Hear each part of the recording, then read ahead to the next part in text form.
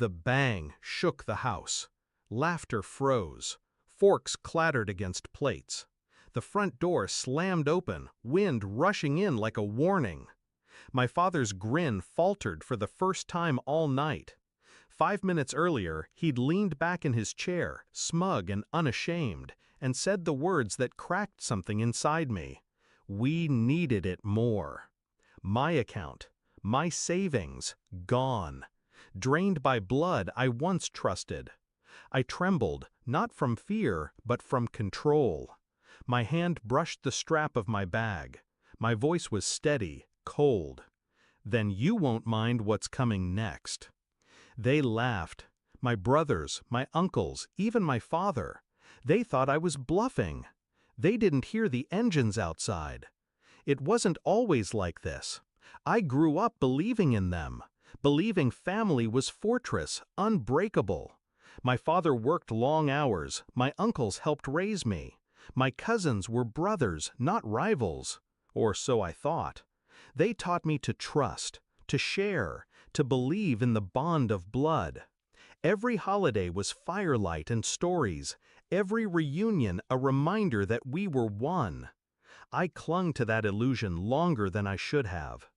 The cracks began small. An uncle who always asked for loans but never repaid. A cousin who used my credit card just until payday. A father who told me saving was selfish when the family needed cash.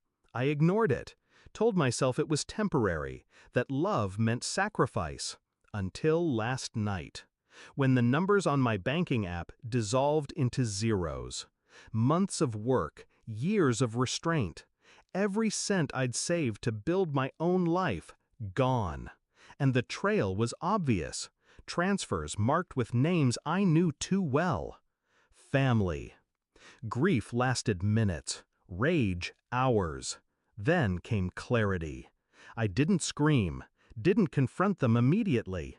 I let them gather for the reunion, plates piled with food bought from my labor.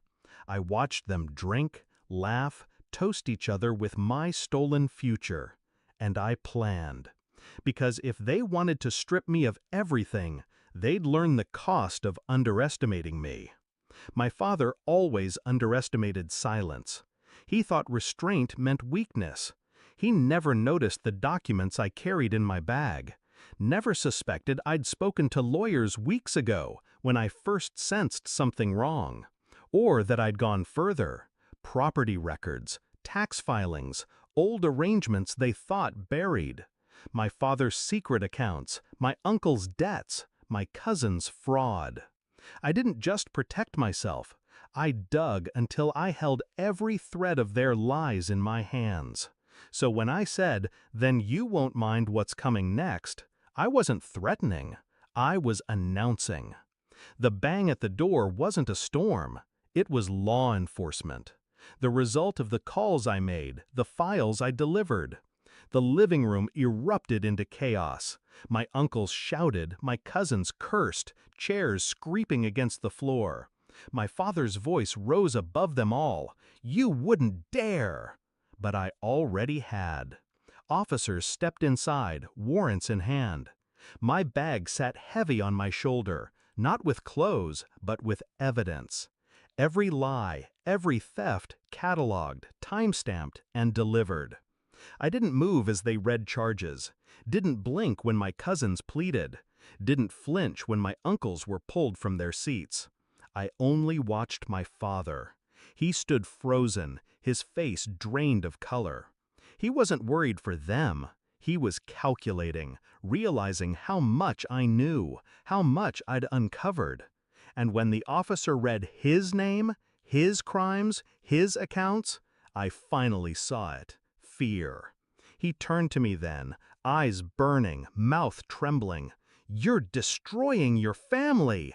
My voice was low, sharp. "No, you did.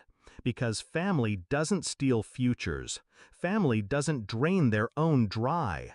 And family doesn't laugh when they bleed you out." The house was quiet when the last door shut behind them.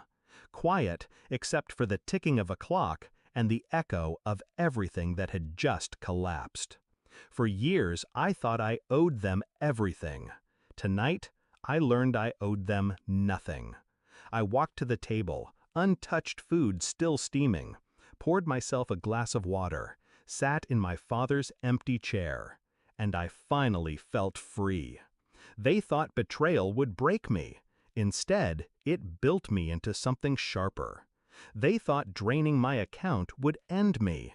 Instead, it emptied theirs. The inheritance I carry now isn't money. It's clarity, a clean slate scorched from ash. And as I stared at the quiet house, I whispered the truth they never saw coming.